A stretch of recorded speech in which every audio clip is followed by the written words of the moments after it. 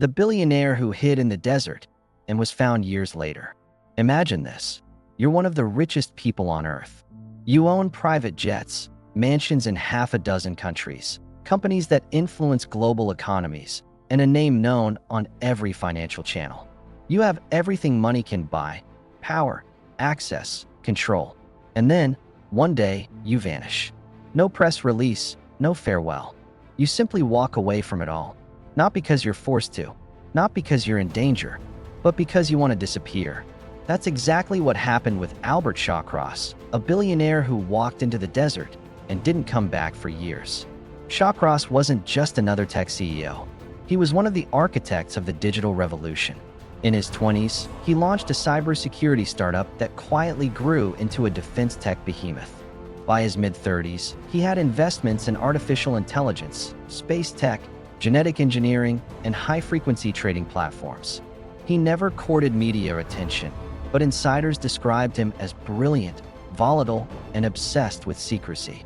Forbes called him the invisible man behind the curtain. And then, in early 2011, just after finalizing a major acquisition that gave him controlling interest in 3 of the world's top AI firms, he boarded a private jet from Zurich to Dubai and vanished. The flight landed as scheduled, but instead of checking into the hotel his assistant had booked, he was seen on airport CCTV footage exiting through a side entrance. No entourage, no security. Just a man in hiking boots, carrying a backpack and wearing sunglasses. That was the last confirmed sighting. For a man worth over $8 billion, this was a seismic event. His company's stocks took a hit. Conspiracy theories exploded online. Was he kidnapped? Assassinated by competitors? Had he fled to avoid criminal prosecution? Or did he simply lose his mind? Interpol launched an investigation. So did private intelligence firms. A few digital breadcrumbs hinted that he might have headed south, toward the empty quarter or Rub al-Khali, the vast desert stretching across Saudi Arabia, Oman, and the UAE. One of his final credit card purchases was a topographic map of the region. Another was a customized solar-powered satellite phone, built to block incoming signals. Then came silence. Over the next 5 years, dozens of expeditions searched for any trace. None succeeded. In 2014, he was declared legally dead. Memorial services were held in New York and London. His companies were sold off. His properties sat empty. His name became a kind of ghost story whispered among tech circles. But in late 2021, something extraordinary happened.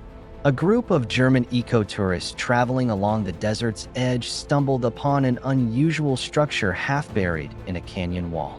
From a distance, it looked like a ruin. But up close, it was anything but. It had reinforced walls, solar panels, a makeshift greenhouse, and a satellite dish camouflaged under rocks. Inside were food stores, books, hand-carved tools, and a locked metal chest filled with notebooks. Over 100, written in tight, precise handwriting. Some were philosophical reflections. Others were technical notes. But the most remarkable were daily journals, meticulous records of someone living entirely off the grid. DNA tests confirmed what no one thought possible. Albert Shockross had survived.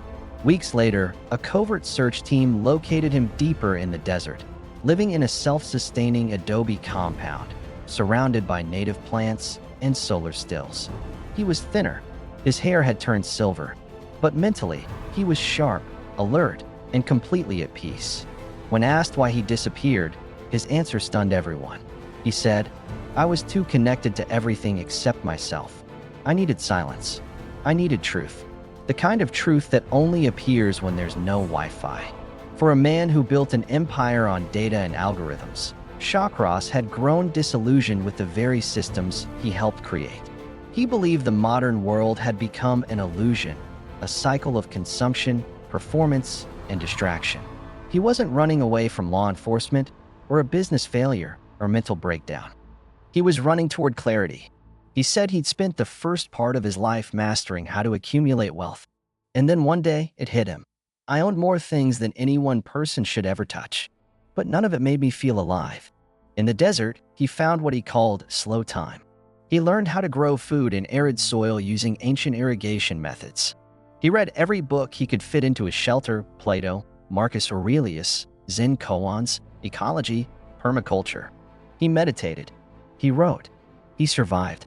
He traded with nomadic tribes in silver coins and handmade goods. He developed his own rituals, marking the seasons with simple celebrations. And over time, the man who once oversaw thousands of employees across 6 continents learned to be alone. But eventually, the world caught up to him.